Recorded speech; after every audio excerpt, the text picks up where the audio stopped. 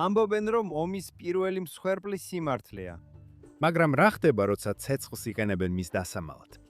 ამ კვირაში იუდიასა და სამარიის გულში ხანძარი გაჩნდა. მოხალისეებს, რომლებიც მის ჩაქრობას ცდილობდნენ, ცეცხლთან ბრძოლისას თავს დაესხნენ. და შემდეგ გაჩნდა შოკის მომგვრელი ბრალდება, რომ სწორედ ის ადამიანები, ვინც ხანძარს ებრძოდნენ, თავადვე გააჩინეს იგი. მაშ, რა მოხდა სინამდვილეში იმ ღამეს და რატომ ეჯიბრება ერთმანეთს ორი სრულიად განსხვავებული ისტორია მსოფლიოს ყურადღებისთვის? კეთილი იყოს თქვენი დაბრუნება იუდიაში და JNS TV-ზე. და მე ნამდვილად არ ვარ წინასწარმეტყველი, მეგობრებო, მაგრამ გასულ კვირას ვისაუბრეთ იუდიასა და სამარიაში ცეცხლის წაგიდებით შესაძლო ტერორიზმზე, რომელსაც ის ადამიანები ახორციელებენ, ვინც პირდაპირ ცდილობს ისრაელი მიწასთან გაასწოროს. აი ამ კვირასაც გვაქვს კიდევ ერთი შემთხვევა არაბების მიერ დაწყებული ცეცხლმოკიდებისაებისა. და შემდეგ ამბავში, ეს არაბი ცეცხლის წამკიდებლებით ცდილობენ ისრაელი დაწვან და შემდეგ ბრალს ედებენ ებრაელებს. გასულ სამშაბათს ღამით არაბებმა ცეცხლი წაუკიდეს საძორებს, რომლებიც ეკუთვნის სელა ჰარიმუნის ფერმას, თაიბას ქალაქის ჩრდილოეთით, იუდეისა და სამარიის ბინიამინის რეგიონში. და აი მოხალისეები, რომლებიც შემთხვევის ადგილზე მივიდნენ ცეცხლის ჩასაქრობად, არაბებმა ქვებით დაუწყეს შეტევა. ერთი ისრაელი მსუბუქად დაშავდა. შეტევის მიუხედავად მოხალისეებმა გააგრძელეს ხანძრის ჩაქრობის მცდელობა, სანამ ცეცხლი სრულად არ ჩააქრეს. მათ გამოიყენეს სახანძრო მანქანა, სახანძრო სატყეპები და ჰაერის გამბერები და შემთხვევის ადგილიდან გადაღებული კადრები ნათლად აჩვენებს, როგორ მუშაობენ მოხალისეები ცეცხლის ჩასაქრობად. მოდით ვნახოთ ეს ვიდეო.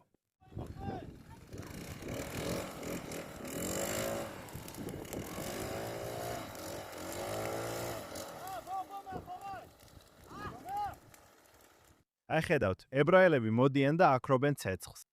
თუმცა მას შემდეგ, რაც ცეცხლი ჩააქრეს, არაბები მედიის საშუალებით განაცხადეს, რომ ებრაელები საკუთარ მიწებს სწავლდნენ.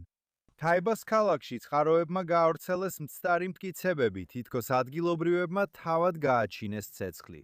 ალ-ჯაზირას არხმა კი თაიბას მერიაც კი ციტირა, რომელმაც განაცხადა, რომ ეგრეთ წოდებულ დასახლებულებმა გუშინ ღამით მთლიანი ბორცვი დაწვეს, რომელიც მათ სოფელს ეკუთვნოდა. თუმცა ფაქტები ნათელია. მოხალისეები მივიდნენ, რათა ცეცხლი ჩაეკროთ. მათზე თავდასხმა მოხდა ამ პროცესში, თუმცა ისინი მუშაობას აგრძელებდნენ, სანამ ცეცხლი სრულად არ ჩააქრეს. აქ გვაქვს განზრახად გაჩენილი ხანძარი, შემდეგ მისი უარყოფა და ბოლოს სისხლის წილის წამება. თითქოს ცეცხლი ებრაელებმა გააჩინეს. როგორ გრჩებათ დრო ამ ყველაფრის გასაკეთებლად? თუ გადაწყვეტილი გაქვს ისრაელი მიწასთან გაასწორო და შემდეგ ებრაელები დაადანაშაულო ამაში, დროს აუცილებლად გამონახავ. ისევე როგორც არიან ადამიანები, რომლებიც ჰოლოკოსტის არსებობას უარყოფენ, ან ამტკიცებენ, რომ 7 ოქტომბერი ასეთი მძიმე არ ყოფილა, აქაც არიან ისინი, ვინც უარყოფენ, რომ ხანძარი განზრახ გააჩინეს. როგორც გასულ კვირას თქვი, საკმარისია რამდენიმე ასანთი და ცოტა ფიჩხი და უკვე ცეცხლით მოწყობილი ტერორისტული თავდასხმაა. ვიმედოვნოთ, რომ ეს შემთხვევები ამ ზაფხულს ძალიან შეზღუდული იქნება და ვიმედოვნოთ, რომ ჩვენი უსაფრთხოების სამსახურები ყველა დამნაშავეს დააკავებენ, ვინც ამ თავდასხმებზეა პასუხისმგებელი. გავაგრძელოთ. გასულ კვირას ავსტრალიის, კანადის, საფრანგეთის, ნორვეგიისა და გაერთიანებული სამეფოს საგარეო საქმეთა მინისტრებმა განაცხადეს, რომ სანქციებს აწესებენ 6 ორგანიზაციასა და 1 პირს, რომლებიც მათი აზრით ეგრეთ წოდებული დასახლებელთა ძალადობაში არიან დამნაშავეები. გაერთიანებული სამეფოს საგარეო საქმეთა მინისტრმა განაცხადა, რომ სანქცირებულ სუბიექტებს დაუყადაღდებათ ქონება და საჭიროების შემთხვევაში აეგრძალებათ მოგზაურობა და დირექტორის თანამდებობის დაკავება. მეც მომიწია გამერკვია, რას ნიშნავს დირექტორის უფლებამოსილების შეჩერება, მაგრამ ეს გულისხმობს ბიზნესსა და კორპორატიულ საქმიანობაში მონაწილეობის აკრძალვას. ისრაელმა საფასუხოდ განაცხადა, რომ კატეგორიულად უარყოფს ახალ სანქციებს, ისევე როგორც ვიზის აკრძალვას, რომელიც საფრანგეთმა ამ კვირაში გამოაცხადა. ბეცალელ სმოტრიჩის, ისრაელის ფინანსთა მინისტრის წინააღმდეგ, ასევე 4 ლიდერის წინააღმდეგ, რომლებიც ეგრეთ წოდებულ დასახლებელთა ორგანიზაციებს ხელმძღვანელობენ და 21 ეგრეთ წოდებული ძალადობრივი დასახლებელის წინააღმდეგ. აი ამით არიან დაკავებული ევროპა, ევროკავშირი და გაერთიანებული სამეფო ამჟამად. ისინი სანქციებს აწესებენ კონკრეტულ ისრაელთა ჯგუფზე არადასტურებული ინფორმაციის საფუძველზე, რომელიც მოწოდებულია რადიკალური ანტიისრაელური ორგანიზაციების მიერ, რომელთაც ამ ქვეყნების უმეტესობა თავადვე აფინანსებს. და როგორც უკვე თქვით, სტატისტიკას, რომელსაც ისინი იყენებენ, ადგენს OSHA, გაეროს ორგანო, რომელიც ამბობს, რომ ებრაელი ბავშვები სასკოლო ექსკურსიაზე იუდიაში, ან ებრაელები, რომლებიც მშვიდობიანად ლოცულობენ ტაძრის მთაზე, ეს ითვლება დასახლებულთა ძალადობად. იცოდით, რომ სუდანის დარფურის რეგიონში ამჟამად მიმდინარეობს არაარაბი მოსახლეობის მიზანმიმართული დევნა და მასობრივი მკვლელობა. ამ წუთასვე, სწორედ ეხლა სამხრეთ აფრიკაში, თვითნებური ჯგუფები და ანტიიმიგრანტული ბრბოები ესხმიან თავს უცხოელ მუშაკებსა და მიგრანტებს. მიანმარში სამხრეთ აღმოსავლეთ აზიაში ეთნიკური წმენდა და ძალადობა კვლავ მძაფრად გრძელდება, სადაც სამხედროები და სხვადასხვა შეიარაღებული ჯგუფები ეთნიკური და რელიგიური ნიშნით მიზანმიმართულ თავდასხმებს ახორციელებენ. და ამავე დროს აშშ-ში ახალი კვლევა აჩვენებს, რომ ჩიკაგოს პოლიცია არაპროპორციულად იყენებს ძალას შავკანიანი ჩიკაგოელების მიმართ. სხვა სიტყვებით რომ ვთქვათ, ამჟამად მსოფლიოში ბევრად მეტი რამ ხდება. ამჟამად მთელ მსოფლიოში ხდება ბევრი ძალადობა, სიძულვილი და დისკრიმინაცია. ევროპის სამ ქვეყნებმა დააწესეს სანქციები ამ სხვა ჯგუფებზე. ამ ქვეყნებმა დააწესეს მოგზაურობის აკრძალვა პალესტინის ავტონომიის ქვეშ მცხოვრებ რომელიმე პირზე, ვინც მასობრივი მკვლელობა ჩაიდინა. უნდა ვაღიარო, რომ ევროკავშირმა მართლაც დააწესა სანქციები ჰამასის ლიდერთა მცირე ჯგუფზე. მაგრამ როგორც ორგანიზაცია მაშველების აზღვრების გარეშე იტყობინება, გასულ წელს ასეთი შემთხვევა 5051 იყო. დაფიქრდით ამაზე. იუდეასა და სამარიაში 5051 ტერორისტული თავდასხმა მოხდა, რის შედეგადაც 24 ადამიანი დაიღუპა და 20-ზე მეტი დაშავდა. ეს არც კი მოიცავს დანარჩენ ქვეყანაში მომხდარ თავდასხმებს. ამ ქვეყნებიდან რომელიმე მაინც დააკისრა სანქცია, თუნდაც ერთ არაბს, რომელიც პალესტინის ავტონომიის ქვეშ ცხოვრობს და ეს თავდასხმები განახორციელა. ვისმე გაუგია ევროპაში შესვლის აკრძალვის შესახებ ამ ტერორისტებისთვის. თუ ევროკავშირი ძალიან დაკავებულია არაბებისთვის არალეგალური სახლების აშენებით სიზონაში და მუდმივად მოითხოვს ეგრეთ წოდებული პალესტინის სახელმწიფოს შექმნას, რომ ებრაელებზე თავდასხმები არ ანაღვლებს. მეგობრებო, ჩვენ აქ ისეთ ფარისევლობას ვაწყდებით. ჩვენ ვაწყდებით რეალობას, სადაც ერთი ჯგუფი, ებრაელები, რომლებიც ქვეყნის ერთ რეგიონში, იუდეასა და სამარიაში ცხოვრობენ, მსოფლიომ გამადიდებელი შუშით დააგვირდეს და გააკრიტიკოს. გინდათ ძალადობა დაგმოთ. მშვენიერია, მაგრამ ეს ან ყველასთვის უნდა იყოს, ან საერთოდ არ უნდა იყოს. მაგრამ აქ მიზანი ძალადობის აღკვეთა არ არის. მიზანი ებრაელების დამიზნებაა. და ამას თავისი სახელი აქვს. ამას ანტისემიტიზმი ქვია. უნდა აღინიშნოს, რომ განცხადების ფარგლებში კანადამ სანქციები დააწესა ასევე რეგავიმის მოძრაობაზე. რეგავიმი არის კვლევაზე დაფუძნებული ადვოკატირების ორგანიზაცია, რომელიც ისრაელში მიწის გამოყენებისა და სუვერენიტეტის საკითხებზეა კონცენტრირებული. ჩვენ მათზე ბევრჯერ გვისაუბრია. რეგავიმი აცხადებს, რომ ისინი დაუყოვნებლივ იღებენ ზომებს სააპელაციო საჩივრისა და საპასუხო სარჩელის შესატანად, რათა მათი სახელი გაიწმინდოს და მიეცეთ კომპენსაცია ნებისმიერი მათ მიმართ ჩადენილი უსამართლობისთვის. ჩვენ აუცილებლად დავაკვირდებით ამ მოვლენებს. ეხლა კი გადავიდეთ შემდეგ საკითხზე. მინდა შემდეგი სათაური განვიხილო. სხვათა შორის ესეთი სათაურის ნახვა უბრალოდ მაცოფებს. ჭკუიდან მშლის, როცა ასეთ სათაურს ვხედავ. აი ეს არის. დასახლებაში მცხოვრებმა ესროლა და დაჯრა, როგორც ჩანს ფსიქიკური პრობლემების მქონემების მქონე პალესტინელიმ, რომელსაც ხელში ქვა ეჭირა დასავლეთ სანაპიროზე. და აი სრული ანგარიში. ისრაელის დასახლებაში მცხოვრებმა ესროლა და დაჯრა პალესტინელი მამაკაცი, რომელმაც პოლიციის თქმით ქვავით დაემუქრა მას. პალესტინელები ამბობენ, რომ მამაკაცი გონებრივი შეზღუდვის მქონე იყო. პოლიციის თქმით, პალესტინელი მამაკაცი მივიდა ჩრდილოეთ დასავლეთ სანაპიროს სოფელ დუმასთან მდებარე ფერმერულ ფორპოსტზე. სხვათა შორის ეს მათი სიტყვებია, არა ჩემი. მან დაემუქრა ადგილობრივ მცხოვრებს, რომელიც მიუახლოვდა და ჰკითხა მის ქმედებებზე და თითქოს და სცადა მისთვის ქვით თავდასხმა. ამ დროს პოლიციის თქმით, დასახლებაში მცხოვრებმა თავი საფრთხეში იგრძნო და ესროლა მამაკაცს, რის შედეგადაც ის გააუნებელყო. ოფიციალური პალესტინური საინფორმაციო სააგენტო WAFA ციტირებს წითელი ნახევარმთვარის მედიკოსებს, რომლებიც ამბობენ, რომ 29 წლის მამაკაცი გონებრივად შეზღუდული იყო და მას ესროლეს მუცელსა და ფეხში. მოდი ჯერ სათაურს გადავხედოთ. ეს სინამდვილეში Times of Israel-დან არის. ის იწყება სიტყვებით: დასახლებული პირი ისვრის. ავტომატურად გამოდის, რომ ებრაელი ისვრის. არ წერია თითქოს ისვრის, უბრალოდ წერია, რომ ისვრის. დააკვირდით, არაბების ქმედებები თითქოს იყო, მაგრამ ებრაელმა ნამდვილად ხო ისროლა. მაგრამ დაუბრუნდეთ სათაურს. ჯერ ამბობენ, რომ სროლა მოხდა და მხოლოდ შემდეგ ახსენებენ, რომ საუბარი იყო ებრაელზე, რომელსაც ემუქრებოდნენ. ეს იყო მიზეზი, რის გამოც ის ისროლა. შემდეგ სათაურში წერია ციტატა. როგორც ჩანს, ფსიქიკური შეზღუდული შესაძლებლობის მქონე პალესტინელი. და რომელი საინფორმაციო წყაროა სტატიაში ციტირებული? ციტირებულია WAFA, პალესტინის ავტონომიის ოფიციალური საინფორმაციო სააგენტო. პალესტინის ავტონომია, რომელიც ყოველდღიურად ტყუის და ტერორისტებს ფულს უხდის ებრაელების მოსაკლავად. როგორც ჩანს, მათი საინფორმაციო სააგენტო სანდო წყარო. ეხლა, როგორ გაზდის TOI-ს, რომ WAFA-ს იყენებს წყაროდ? სამწუხაროა, რომ ამდენი ადამიანი, ვინც სიახლეებს ეძებს, ავტომატურად ირებს ამ სათაურს და ამ სტატია ფაქტად და ვერც კი აცნობიერებს, რომ WAFA პალესტინის ავტონომიის პროპაგანდაა. კიდევ ერთხელ, დაუბრუნდეთ სათაურს. შემდეგ ამბობს, რომ პალესტინელი, რომელსაც ქვა ეჭირა, სხვა სიტყვებით რომ თქვათ, ამ სათაურის მიხედვით ებრაელმა ესროლა შეზღუდული შესაძლებლობის მქონე პალესტინელს, რომელიც თავის საქმეს აკეთებდა და ქუჩაში ქვით დადიოდა. იქნებ თქვა მისი შინაური ცხოველი იყო. ცხადა წერია რომ ქვა ეჭირა. ვინც მხოლოდ სათაურს წაიკითხავდა, ვერ გაიგებდა რომ ის ებრაელების მოკლით იმუქრებოდა. ქვები შეიძლება მომაკვდინებელი იყოს. უпроსტორად არაბები, რომლებიც ქვებს იარაღად იყენებენ, შეიძლება მოკლა. სხვათა შორის, შემდეგ რეპორტაჟში სიტყვა ქვა იცვლება სიტყვით ლოდი. თითქოს ეს კაცი ხელში პატარა გლუვი ქვა ეჭირა და არა დიდი ლოდი. კიდევ ერთი მცდელობა დაეკნინებინათ ის, რასაც ეს არაბი აკეთებდა. ეხლა უნდა ვაღიარო, რომ ამ ამბის განახლებული ვერსიაც გამოვიდა, რომელიც ცოტა უკეთესი იყო, მაგრამ ეს იყო თავდაპირველი სტატია, რომელიც ინტერნეტში გამოქვეყნდა და ყველასთვის ხელმისაწვდომი გახდა. ხალხი ყოველთვის მეკითხება, რატომ არის ისრაელის საზოგადოებასთან ურთიერთობა ასეთი ცუდი? რას ვაკეთებთ არასწორად?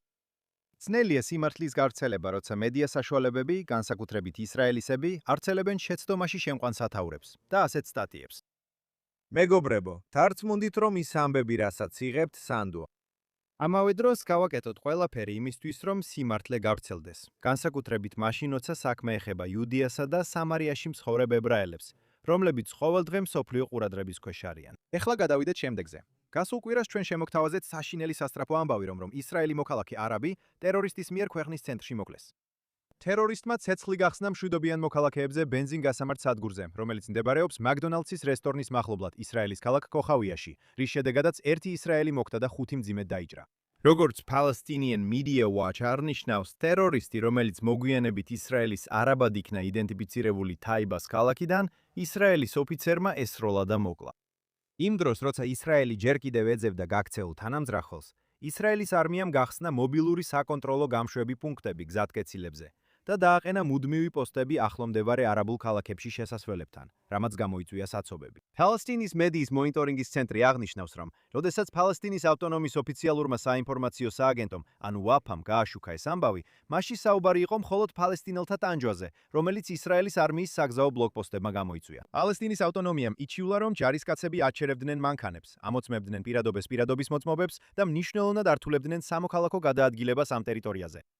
არ ყოფილა ნახსენები ტერორისტული მკვლელობა ან ისრაელის საჭიროება, ეძებნა მეორე ტერორისტი თანამზრახველი, რომელიც სხვათა შორის მოგვიანებით დააკავეს. როგორც PMW აღნიშნავს, პალესტინის ავტონომია ორ ურთიერთსაწინააღმდეგო რამეს ამბობს. ის პირდაპირ აღვივებს ტერორს ისრაელელების წინააღმდეგ, ამავდროულად კი ტერორისტული თავდასხმის შემდეგ მსხვერპლის როლს ირგებს, უგულებელყოფს თავდასხმას და ყურადღებას ამახვილებს გამკაცრებულ უსაფრთხოების ზომებზე და იმაზე, თუ როგორ აისახება ეს მხოლოდ მათზე.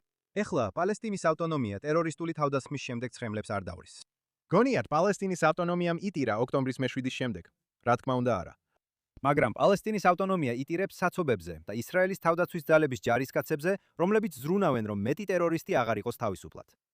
ისინი ეცდებიან, რაც შეიძლება მეტი მედიის ყურადღება მიიპყრონ, რათა გააკრიტიკონ ისრაელის საკონტროლო გამშვები პუნქტების მოწყობისთვის, რომელიც სიცოცხლის გადასარჩენად კეთდება. და დარწმუნებული ვარ, იყვნენ წამყვანი მედია საშუალებები, რომლებიც ან დაიჯერეს ეს, ან იცოდნენ, რომ ყალბი ამბავი იყო და მაინც გააშუქეს ეს სენტიმენტალური ისტორია. ფულსაც დავდებდი ამაზე. ზუსტად ისე, როგორც ალ-ჯაზირამ გაავრცელა ყალბი ამბები იმ მერისთვის ეთერის დათმობით, რომელმაც განაცხადა, რომ ხანძრები ებრაელებმა გააჩინეს. დარწმუნებული ვარ. მედია საშუალებები ამბობდნენ, რომ ისრაელს უყვარს არაბების ცხოვრების დარღვევა, მაშინ როცა ტერორისტულ თავდასხმაზე ან საერთოდ არ საუბრობდნენ, ან მხოლოდ მოკლედ ახსენებდნენ, მაშინ როცა ამ თავდასხმამ ერთი სიცოცხლე შეიწირა და მრავალი ადამიანის ცხოვრება სამუდამოდ შეცვალა. ხალხო, დროა გავიღვიძოთ. დროა ისრაელმაც გაიღვიძოს. აი ესეთია პალესტინის ავტონომია მოკლედ. ისინი ჩვენი მშვიდობის პარტნიორები არ არიან. ამ პრობლემაში 90-იან წლებში გავეხვიეთ და დროა ერთხელ და სამუდამოდ ვიპოვოთ გამოსავალი.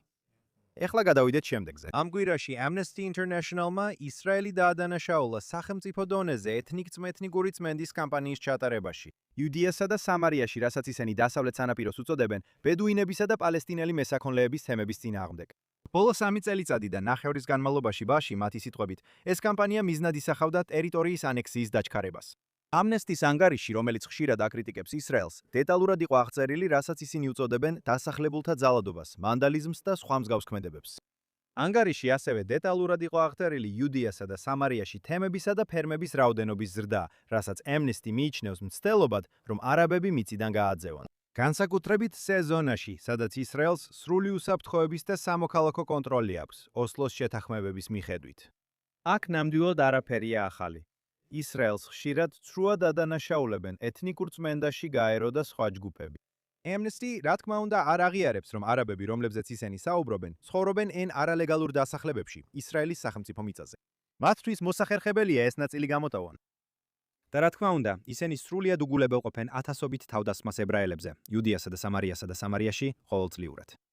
შეამჩნიეთ, როგორ ახსენებენ ისინი სიზონას, რომელიც სრულად ისრაელის კონტროლის ქვეშაა. ეხლა რა ხდება სინამდვილეში აქ? პალესტინის ადმინისტრაცია 2009 წლის ფაიადის გეგმის მიხედვით განზრახ აგზავნის ამ არაბებს და ბედუინებსაც კი, რომ გადავიდნენ სიზონაში, იმ იმედით, რომ დაიკავებენ ამ ტერიტორიებს. ჩვენ ამაზე წარსულშიც გვისაუბრია. მათი მიზანია, რაც შეიძლება მეტი მიწა დაიჩემონ სტრატეგიულ ტერიტორიებზე. და შემდეგ, თუ ისრაელი ოდესმე დაიწყებს მოლაპარაკებებს პალესტინის ადმინისტრაციასთან, რაც ღმერთთან უქნას, ისინი ამ მიწებს, რომლებიც მიითვისეს, საკუთარად გამოაცხადებენ. ისინი ჩვეულებრივ ამბობენ, რომ ეს ტერიტორიები არის ძველი, ასე წოდებული პალესტინური მიწების ნაწილი, ათასობით წლის წინანდელი. მაგრამ როგორც რეგავი მააჩვენა ფოტომტკიცებულებებით, რომლებიც 100 წელზე მეც და კიდევ უფრო ძველ პერიოდს მოიცავს, ამ ადგილებში არანაირი არაბული სოფელი არ არსებობდა. ეს ყველაფერი ფარსია. ეს ყველაფერი თამაშია. და ამნესტი ყოველთვის ირჩევს იმ მხარეს, რომელიც ებრაული სახელმწიფოს წინააღმდეგია. არ წამოეგოთ ამაზე. არ დაიჯეროთ მათი გავრცელებული ტყუილები. ისინი კიდევ ერთი იარაღია, რომელსაც იყენებენ იმისთვის, რომ ისრაელის ისტორიულ გულში ტერორისტული სახელმწიფო შექმნან. თუ Amnesty International-ი ამბობს, რომ დღეა, ავტომატურად უნდა იცოდეთ, რომ სინამდვილეში ღვილეში ღამის შუაგულია. ზუსტად ამ კვირაში ჯერუსალემ პოსტმა გაავრცელა ინფორმაცია, რომ გაეროს საგამოძიებო კომისიამ, რომელიც ეგრეთ წოდებლიო ოკუპირებულ პალესტინის ტერიტორიას იკვლევს, გამოაქვეყნა ანგარიში, სადაც ისრაელის ხელისუფლებას ადანაშაულებენ იმაში, რასაც ისინი დასავლეთ სანაპიროზე დასახლებულების თავდასხმებს უწოდებენ, რომლებმაც პალესტინელები დააზიანეს ან მოკლეს. გაეროს ანგარიში ნათქვამია, რომ ისრაელის ხელისუფლებამ დასახლებულების თავდასხმები შესაძლებელი გახადა ფინანსური და სამხედრო მხარდაჭერით, რაც როგორც ირწმუნებიან, დაუსჯელობის ატმოსფეროს ქმნის, რომელსაც სასამართლო და სამართალდამცავი ორგანოები უწყობენ ხელს. სხვათა შორის ანგარიში ასევე აღნიშნულია, რომ ტერორისტულმა ჯგუფმა ჰამასმა ომის დანაშაულები ჩაიდინა როგორც ისრაელელების, ასევე პალესტინელების წინააღმდეგ. მაგრამ კიდევ ერთხელ, აქ არის ებრაელები, რომლებიც გამორჩევით არიან აღნიშნული და შემდეგ იუდეაში მცხოვრებ ებრაელებს ჰამას ადარებენ, როცა მათ ერთსა და იმავე ანგარიში ასახავენ, თითქოს მათ შორის რაიმე მსგავსება. კიდევ ერთხელ, მე პრობლემა არ მაქვს თუ გსურთ ძალადობის დაგმობა, მაგრამ როცა 500,000 კანონმორჩილ ებრაელ ისრაელის მოქალაქეს გამოყოფთ და დანარჩენ სამყაროზე დუმხართ. ეს აჩვენებს, რომ როგორც Amnesty, ასევე გაეროს არ აქვს მორალური კომპასი. და ბოლოს, ამ კვირაში, ქრისტიანი კანონმდებლების ეროვნული ასოციაცია, ისრაელისა და აშშ-ის ლიდერობის ჯილდო სამარიის რეგიონული საბჭოს ხელმძღვანელს იოსი დაგანს გადასცა. პრესტიჟული ჯილდო დაგანს გადაეცა ორგანიზაციის 2026 წლის ეროვნული პოლიტიკის კონფერენციაზე, რომელიც ვირჯინიაში ლიბერტის უნივერსიტეტში გაიმართა. დაგანმა ეს ჯილდო მიიღო მისი ლიდერობისთვის, ერებს შორის კავშირების გაძლიერებისთვის და ბიბლიური სამშობლოს მხარდაჭერისთვის. ცერემონიის დროს ორგანიზაციის პრეზიდენტმა და დაგანმა მადლობის სერტიფიკატები გადასცეს 3 შტატის კანონმდებელს, რომლებიც წარმოადგენდნენ პირველ ამერიკულ შტატებს, რომლებმაც მიიღეს კანონმდებლობა იუდეისა და სამარიის ტერმინის გამოყენების მხარდასაჭერად. ეს შტატებია არკანზასი, ტენესი და არიზონა. კანონი კრძალავს ტერმინ დასავლეთ სანაპიროს გამოყენებას ოფიციალურ სახელმწიფო დოკუმენტებში. ნებადართულია მხოლოდ იუდეა და სამარია და აღიარებს ებრაელი ხალხის უფლებას ამ რეგიონზე. ღონისძიების დროს ორგანიზაციის პრეზიდენტმა გამოაცხადა გეგმები მსგავსი კანონმდებლობის წინ წასაწევად აშშ-ის დამატებით 20 შტატში. NACL ორგანიზაცია, რომლის დამფუძნებელი და პრეზიდენტია ჯეისონ რაპერტი, ითვლება ყველაზე დიდ კანონმდებელთა ორგანიზაციად შეერთებულ შტატებში.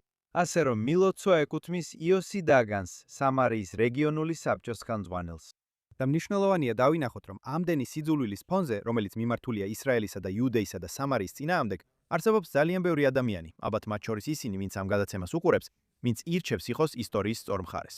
დიდი მადლობა JNS TV-ის კულისებში მომუშავე ადამიანებს. პროდიუსერ ბარბარა ჰანამოვს, ინჟინერ არონ ვოგლანტერს, ზახ ზიკერმანს, რაიან ლიფშიც, სადგურის მენეჯერ იური სკვერეცკისკის, დავერეცკის და ვიდეო მონტაჟის რედაქტორ ქსენია პელიშენკოს. დარწმუნდით, რომ გაეცნობით JNS TV-ის მიერ მოწოდებულ ყველა შესანიშნავ კონტენტს. ეწვიეთ jns.org-ს, რომ მიიღოთ უახლესი ახალი ამბები ისრაელიდან, ახლო აღმოსავლეთიდან და მთელი ებრაული სამყაროდან. გამოგვიგზავნეთ სუპერ მადლობა და გამოიწერეთ არხი. დიდი მადლობა, რომ კიდევ ერთ გამოშვებაში შემოგვიერთდით გადაცემაში იუდეა და აქ, მხოლოდ JNS TV-ზე.